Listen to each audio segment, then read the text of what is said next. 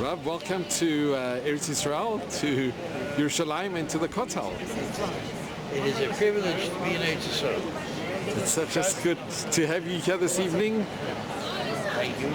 And to be here in the 50th anniversary of Yom Yerushalayim is a great success. I will. Listen, I'm going to come this side.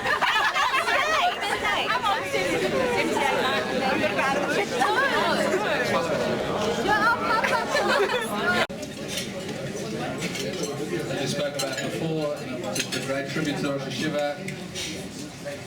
And there's been everybody coming through together tonight to fight the element and to be with us here tonight. It really is a great zchut to be with everybody.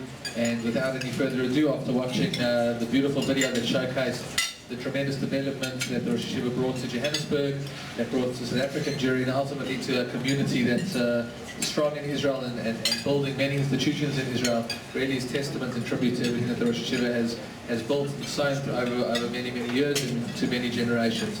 Without any further ado, it gives me great pleasure to call up the Rosh Yeshiva.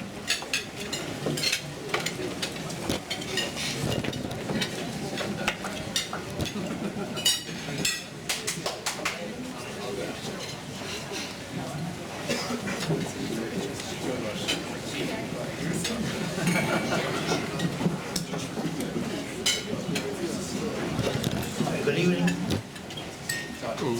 Good evening, is it on? Yeah, it's on. Good evening, dear friends. I'm at a loss of words right now. I find it very difficult to speak to you. First of all, you heard my dear friend, Rabbi Bernstein, dynamic managing director. All of us get hold of it. What? Got hold of it. All right, got a hold of it next to your mouth. All right. I say, if you heard the words of Rabbi Bernstein, our dynamic managing director, who does so much for all of us, for me personally, and for all the children at Yeshiva, you would have had the wrong impression, because he wasn't talking about me really at all. As a matter of fact, that video had a problem. Because I think if I watched it twice, I might believe it, and that would be problematic. As a matter of fact, all I can tell you about the video was, you noticed when Uriah declared the state of Israel, you noticed the Six-Day War was won, you noticed the clerk released Mandela, you noticed the Republic of South Africa was born, you noticed we won we got the World Cup for soccer. You know I had nothing to do with that, right? The same goes for the other stuff too. Marge and I were fortunate to be there. We were fortunate to be there, and hopefully didn't kill it. But at the end of the day, when things happen that are positive, a lot of people make it happen. And of course, first and foremost, it's also got the Shmaya. Nobody is smart enough to do these things, and certainly not I and not us. So, but thank you very much. I enjoyed it. My mother would have enjoyed it even more, but I truly enjoyed it.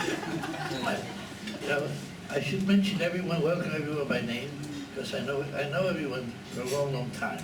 Some people from the bris, of course not the girls, and etc. And some people from along the road. And I don't want to mention names, but first of all, I welcome, of course, our chairman of the Yeshiva College Board of Governors, chairman of EXCO, my very dear friend, and also former student of Yeshiva, Rabbi. First of all, he's a rabbi, second of all, his father was a rabbi. Anyhow, Israel, who is totally committed to our children at Yeshiva. He's our chairman, and you have no idea how many hours every single day he actually gives to the children of Yeshiva College, for which words can't thank you enough. May Hashem thank you and bless you with all the Baruch HaTov in the world, and thank you. I first want to thank everyone for getting here, because Donald Trump tried to sabotage us, as you know. And he probably almost succeeded, but he didn't. And for that, I thank you all very much. You're the ones who made it happen. I cannot mention names, but I do need to mention, first of all, one of the first students I had, Rabbi Selman Franklin, was here with Eileen, who is one of our first students, who gave a lifetime of service to the rabbinic community in South Africa, in Australia, and in the United States. And today he lives part of the time in Modi'in. Thank you, Selman. Thank you, Eileen. Thank you for being here. Your friendship means an awful lot to us. And at the same time, Rabbi Pinny Cohen was the only South African who sits on the Anholam at the Yeshiva, the famous Yeshiva that all of our students go to. Welcome, Penny, and thank you so much for your great friendship. And to the Ron Partnership, who represents us so well in everything that he does, because the heart and the decency and the humanity and the brilliance means so much to us. And thank you, Dr. Ron, and thank you all for coming here tonight and spending time with us. I know you would be busy learning, and I thank you very much for that. And then I have to mention one person, my good friend Phyllis, sitting right over here next to me here. Not only because I know Phyllis, since she moved to Glen Hazel, it was Felix Road, I think, the first house you had in Glen Hazel, but because of the commitment she and the late Joe gave to Yeshiva for a lifetime. To Yeshiva, to Mizrahi, to all the causes that are near and dear in us, Joe and Phyllis were involved very shivaruba, totally, over their heads, they gave it all, and thank you very much for Phyllis for being here.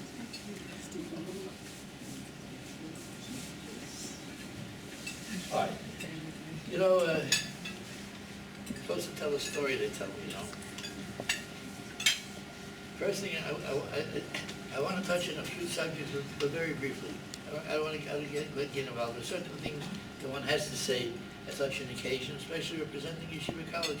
It's not even personal. The first thing is, the story is told of a Jew in a shtetl in the Haim who went to Warsaw. A Polish Jew went to Warsaw for the first time in his life, and he came back, and his friend says to him, "So, what did you see in Warsaw?" "Oh," he says, "Warsaw, I saw strange things in Warsaw, very strange things." He said, "What did you see?" He said, "I met a Jew who knew the whole Torah by heart. I met a Jew who was an atheist. I met a Jew who was a capitalist. I met a Jew who was a communist." He says, I said, "So? In Warsaw there are millions of people. You have to meet all kind of people." "No," he says, "he was the same person." and with these words, you see, I started speaking in Renata 4 or 5 years ago when we went to Shabbos there. And those words I pay tribute to the Olim. I want to pay tribute to all of our Talmidim, our friends, our Haverim, who made their homes in Israel, who make their homes in Israel, who are raising your families in Israel. It gives us a lot of nachas. A lot of nachas to see that you are living the dream that so many Jews have and don't quite make it. But you're living it, you're doing it, and whatever you're doing is a source of nachas and inspiration to every one of us all over the world, and I thank you for that. And while I'm welcoming the Olim, I want to welcome the younger people, the groups of MTA and the Rova, the boys and girls who are here spending their gap year after Matric here in Eretz Yisrael. You're here tonight. I'm glad you're here tonight. It means a lot to me that you are here. Thank you so much for being and coming here. And Mitzvah Hashem, future Olim, sometime in the future, Mitzvah Hashem. Thank you so much for being here. It's the week of the 6th-day war. That's why some of us came. It is not the 6th-day war, it's the 50th anniversary of the 6th-day war. And there's English writer said it so many years ago, we are commemorating and celebrating and remembering the fact that the city without a people waited for the people without a city for 2,000 years. That's what happened 50 years ago today. The city without a people waited for the people without a city, and we were united. It was 50 years ago. And I like to remember, because 50 years ago, some of you weren't born, some of you were very, very young, but I was 31 years old, which is not quite a baby, and I remember South Africa, Johannesburg. What happened in the days leading up to the Milchemet Sheshet Yomim? It was traumatic. There was terror. You can't believe how upset people were. And the reason was simple. Because 1967 is not that far from 1945. And everyone remembered what happened in the 1940s. We had survived the Churban of Europe. We had survived the worst catastrophe of our people. We had survived it. And all of a sudden, sounds were heard, noise was being made, like it could happen again. And in Johannesburg, they didn't have too many Holocaust survivors. Nevertheless, there was trauma, great trauma. And there was a sacrifice sale in the city hall where people came to give. People gave their fur coats. They didn't know what to give. They had to give something. People had to do something. As a matter of fact, one member of our community who I won't name, but we wouldn't be Lashon Hara if I did, made her contribution, a very unusual contribution at the time. She became a Shomer Shabbos. And from that lady to today, there are 3 families. 3 families with grandchildren and great-grandchildren, all Shem Shabbos. Because that was her idea of what to do, and hopefully that Hashem should be on our side. And the parashas of the week were the same as we had this week. In other words, when the Torah says, you may chase 1,000 or 1,000, or nobody may chase you and you might run. And we didn't know what's going to happen. And we didn't know what we're privileged to be. And I, this 31-year-old kid from New York, from Cleveland, from Tells, didn't know what to do either. And somehow I thought of something which made an impression on all the students of the yeshiva at that time, of which there might have been 60 boys. It was a high school. 60 boys possibly, and 67. And we did something unusual. We didn't study secular studies for 4 days. For 4 days, the yeshiva went on a 24-hour day cycle of learning Torah and saying Tehillim. 24 hours for 3 or 4 days. The boys in the hostel took the evenings, that was easy. The younger kids took the morning, and the day was divided. And you know what? Every one of those people, if you remember it now, they remember it. They remember it as clear as day. It made an impression. Why I thought of it, I don't know. But I thought of it, and it makes an impression on me to think that we did what we could do. You know, we weren't soldiers. We weren't in a position to give millions. We did what we could do, which is the most anyone could do under all circumstances. And so, it's a memory. 50 years since we had the reunification of Yerushalayim, the great event. You know, I want to say a few words about the history of Yeshiva College, because everyone here has a connection somehow. What was South Africa like? What was Johannesburg like in those days? I have to tell you that the truth of the matter is there was no natural constituency, which is another nice way of saying nobody needed it. Nobody needed it, and very few people wanted it. I remember Rabbi Avraham and I walking into a shop on Jeffrey Street. In those days, we didn't make appointments, you know, different world. We walked into a shop, and we said, we're collecting for the yeshiva. The guy said, great, come on in. I'm happy to help. We came all excited. He says, Jerusalem, eh? We said, no, Johannesburg. Johannesburg is going to get out of here. They're not interested in that. We don't need that here. We're running away from that. That's not what it had no natural constituency. But it had a dreamer. The late Rabbi Kasovsky had a cholam. He had a dream. And he had, as the video showed you, a partner, Rabbi Brunner, who was a driver, and many others, Lou Franklin, father of Selwyn, and other people who were totally committed to the idea. They were individuals. And nevertheless, they started the Yeshiva College, which was only a boys' high school. Now you imagine a boys' high school with no nursery school and no primary school. So where did the kids come from?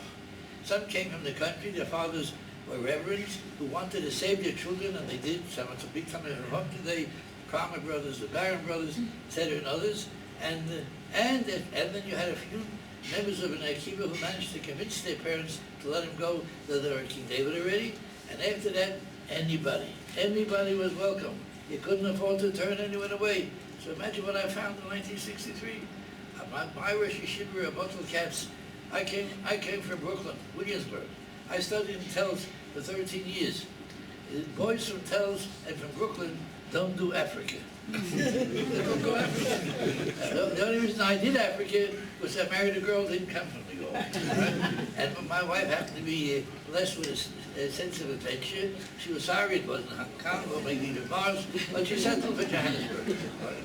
So we came here, and what I found was, we shouldn't say this too loud, but when we looked around, we found out that we were the first Shermer Shabbos people in Glen Hazel. Can you imagine this? The first. I said, how could your muscle do this to me? How could my Yeshiva send me here? That's what he did. I said, look, I'll tell my wife I made a mistake. She says, let's go home. But I have no job and I have 3 children. All right, we came for 2 years. We came for 2 years, we'll stick it out. Stick out the 2 years. Okay, we lost the calendar, we lost the watch, and we stayed a little longer. And we're Hashem for that. I'm grateful for the fact that we stayed. And today, of course, as you know, for Hashem, we have 1,000 children. We have a shul that has 7 million on Shabbos. We have a kollel, we have a midrashah, we have a mesifta. We have all these things that learning Torah on a level unimaginable of Johannesburg in those days, but it's not the same Johannesburg. It is a different Johannesburg, and whoever played a role in that, on all fronts, every Ashkofa made a contribution, made all this happen all together. And so that's our story. I already told you my story. we came from New York, etc., etc. How was I welcomed in South Africa as this boy who came from Telz? Don't forget, I was a high school graduate. That's it, a high school graduate. And as a matter of fact, Telz was in Cleveland, didn't have regents or matrics. It was all in-house examinations. There was no big deal to graduate high school. Anyhow, how was I accepted? I graduated. The legendary leader of the Board of Deputies at that time was a man called Gus Sarin, special man. If you knew him, he was a true leader. And Gus Sarin said to me, when he met me, he says, Rabbi Tanzer, he says, you're at the wrong place, you're the wrong person, the wrong place at the wrong time. He says, a boy from Telz is not to do anything in South Africa. You have no room here. But he says, I think that your school is going to provide us with rabbis, so I'm going to have to talk to you anyhow. As it turned out, as a matter of fact, as you saw in the video, in the generation before Rabbi Goldfein's Yeshiva Gdola produced graduates, we produced most of the rabbis in this country, though they got their higher education overseas, in Israel, in America, wherever they went.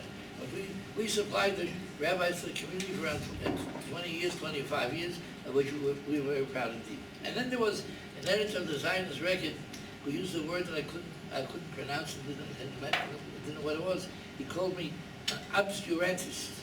Obscurantist? What's an obscurantist? I still don't know today what obscurantist. I probably was one. Whatever it was, we had a great time. We had a great time. And we had friends.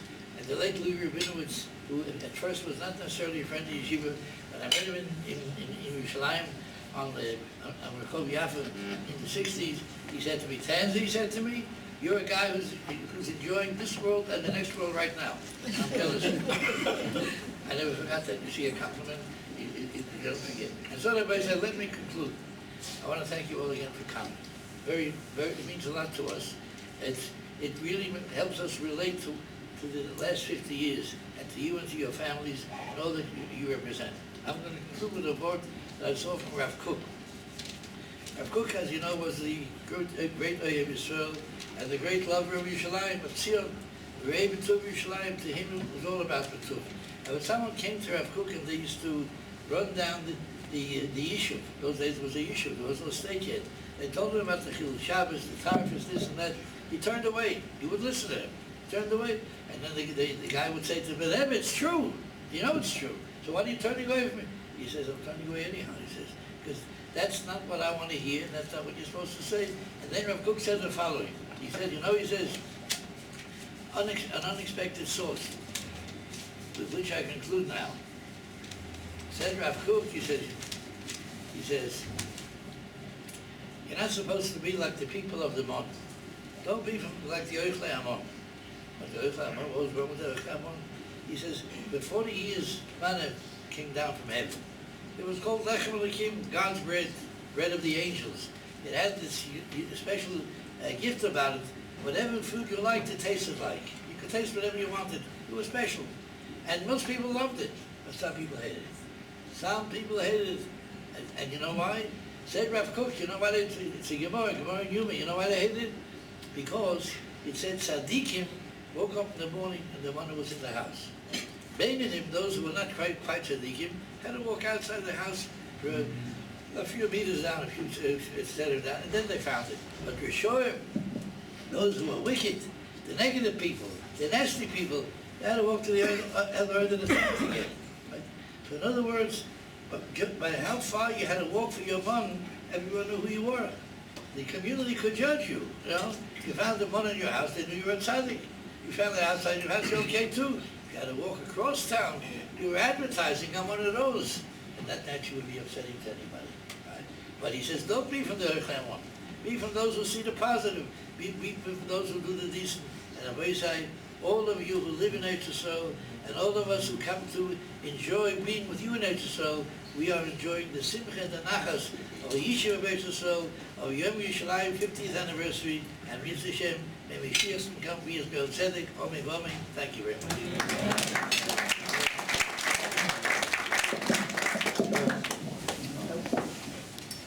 You'll forgive me for not using a Mac, but I don't need to. It's always difficult. It's always difficult to speak after the Rosh Yeshiva on the rare occasion that I'm. No problem, Rosh Yeshiva. On the rare occasion that I'm on the rare occasion that I've agreed to speak on the same platform as the Rosh Yeshiva, it has always been before the Rosh Yeshiva, because at least once I've done that, I know that we're going to hear the best orator thereafter. The point that the Rosh Yeshiva made is that he came here to celebrate Yom Yerushalayim, the Yovel of Yom Yerushalayim. I just came here to honor the Rosh Yeshiva because we're better to do that than Berumoy Shaloilam. So I wanted to just say there's one interesting facet that the Rosh Yeshiva and his good Rebbetzin have achieved that I think impacts upon me personally, and people need to understand the kind of commitment that takes. The Rosh Yeshiva glibly said that when he arrived here, he was the first and only Shomer Shabbos in the Glen Hazel area. Imagine today the effect that has had not only on the people who he directly influenced and who his good Rebbetzin directly influenced, but on Dor Dorot, on the generations that came after that, on all those people who themselves were mashpia other people, who themselves influenced other people. It is not without a great degree of circumspection when we say that Rabbi Avraham Tanzer changed the milieu of Johannesburg Jewry. They changed what South African Jewry looked like. That in itself is an incredible achievement. But it's all the more so when I look personally at what I do. And no matter that I may be a Yichas Seeker, and I may like the title of chairman of Yeshiva College, my kids don't like it, but I like it. That I may like it. It is not only that but we do that as a result of a deep personal relationship with the Rosh Yeshiva. And yes, maybe we offer a slight slichel mechila, because if we would have organized this properly, and if Trump wouldn't have been here, and if Netanyahu and Ruby Rivlin didn't allow me to get through, if we would have just had the time to organize it, then everybody who's got a kesher to the Rosh Yeshiva, and when I say a kesher to the Rosh Yeshiva, not Shalom Aleichem, but a deep personal kesher to the Rosh Yeshiva. There is nothing that I have seen over 30 years of being involved with Yeshiva College. Okay, as a student I was involved. Not that involved, but I was involved. But over 30 years of being involved with Yeshiva College, there's one thing that the Rosh Yeshiva stands for. Every single person who has crossed his path has a deep personal kesher with Rosh Yeshiva.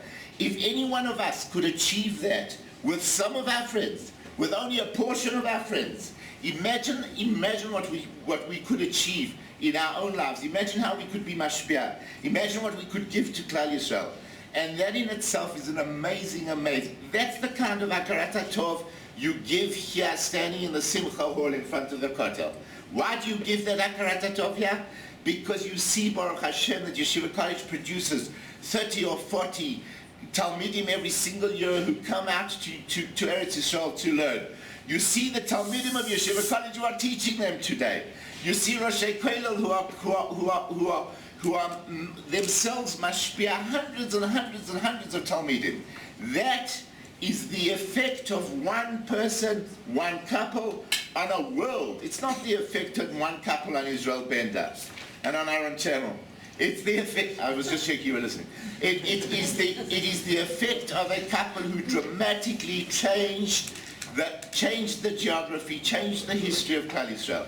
When we say that the streets between Long Avenue and Ridge Road, do you remember those? Sorry, Long Avenue, Ridge Road. Much easier to find that with a car and Waze than we used to find that. That little corner block between Long Avenue and Ridge Road is due to the Rosh Yeshiva, and if people don't understand what it means for 50 years to commit yourself to build an unbelievable institution, and an institution of real B'nai Torah, real people who felt for the Torah, and when they got in there they didn't have the same feelings. If anybody can achieve a fraction of that, then how great would Klal Yisrael be?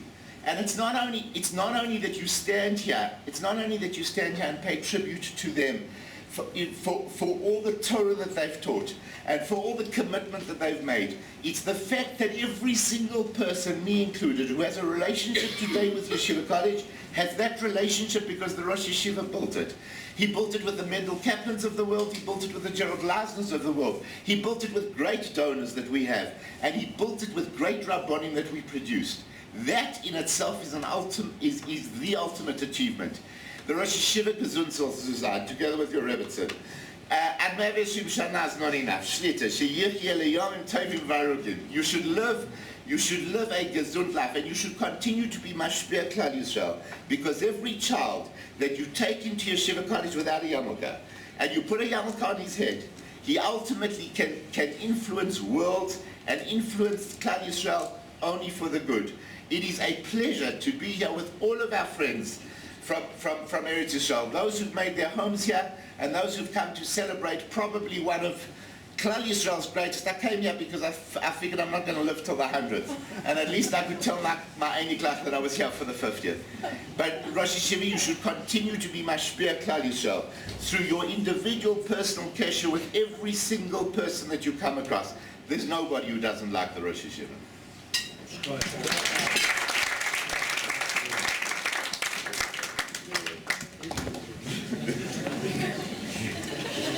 For a Hagaloy. Once again, a big thank you to everybody for being here, and a big tribute to Rosh Yeshiva. Thank you to our chairman for everything he does day in, day out, and for everything that you are and represent, the Landless of Yeshiva College as well, and of course to Cheryl, who has been Moser Nefesh to put tonight together. Thank you so much. Thank you to everybody.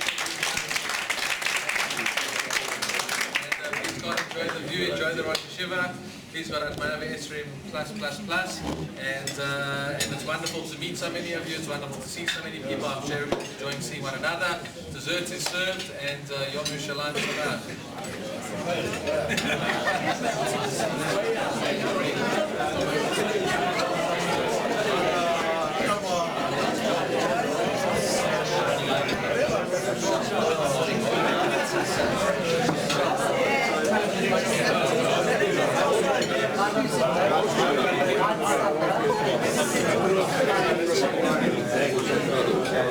Let's have